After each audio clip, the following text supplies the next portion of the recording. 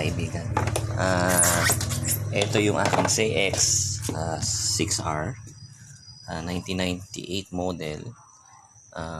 Ginamit ko siya last week papuntang Bicol. So nagkaroon siya ng problema. Pag natigil kami, hindi siya umi-start. Kumbaga ang hina ang redondo ng pero kapag tinulak naman one click. Ngayon, chinik namin yung starter. Chinik ko ngayon, pinaklas ko yung starter. So titingnan natin kung ano ang problema, kung starter nga ba. Yun lang naman na naging problema niya. Bali, pag nainit at mahaba ang takbo, parang hirap ang starter o hindi siya maka-start, kaya tinutulak ng tropa. So ngayon binaklas ko na yung starter. Ito ang nakita namin. So binaklas ko na yung carbon. Yung bearing naman niya sa unan okay naman. So yung mga carbon medyo maliliit na. So tatry natin palitan na rin. So ang nakita ko dito ay yung bushing niya sa dulo. So ito yung bushing niya, kasi yung harap naman ni bearing. Yung bushing niya rito, ito medyo kalug na, no? Kalug na. So medyo hirap na yung niya, wala na sa alignment. So tatry natin, wala naman kasing nabibilihan nito. So ipapabricate ko ito mamaya. Gagawin ko sa lathe machine. So itatry natin ito mamaya. So babalikan ko to para sa part 2, para malaman nyo kung ano nangyari o na okay ba. So magawa nyo rin sa motor nyo para hindi tayo gumastos ng malaki. So yun lang muna at ako'y papasok na. Thank you at good morning. Bali, ito yung actual na armature at bushing. So susukatin natin kung gano'ng kalaki ang diferensya, no? So picturean ko na lang para makita nyo yung bushing at yung armature. So picturean ko na lang.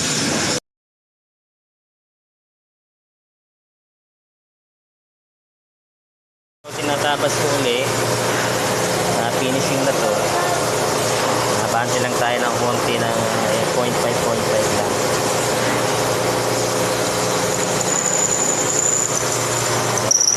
Tumaas ko ng konti, automatic. Sana siyang natakbo. Professional lang nagawa nito lathe machine Huwag lang dapat. Okay.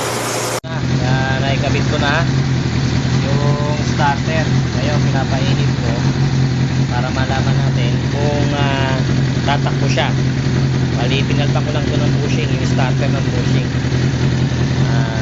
Hintayin natin mamatay mo to. Ay, yung dito, yung pan. Try kong patayin, tingnan natin kung under siya. Yun, umandar na siya.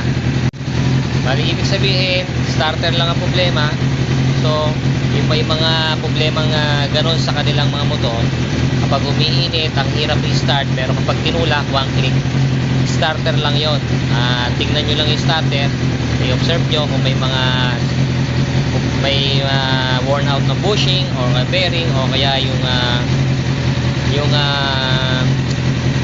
carbon brush. So solve na ang problema ng motor ko na CX. So pwede ko na siyang gamitin anytime, kahit mainit at kahit anong tigil, hindi na ako matatakot ngayon kasi okay na yung starter ko. So ulitin natin yung pag-start. Tingnan natin kung talagang okay nga talaga. Hintayin ko lang mamatay yung pan para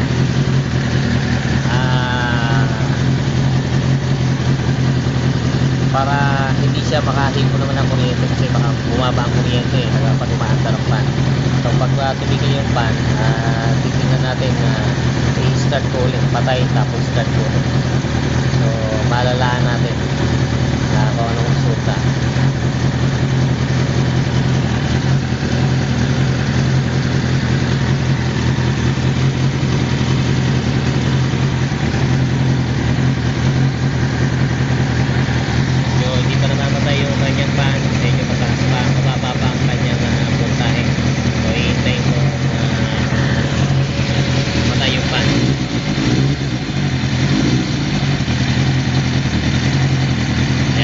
na ang pan niya. Patay na ang pan. So, papatayin ko na. Try nating i-start. Okay. Mandar na siya. Okay na. Umandar na siya kahit mainit. So, solve na ang problema natin.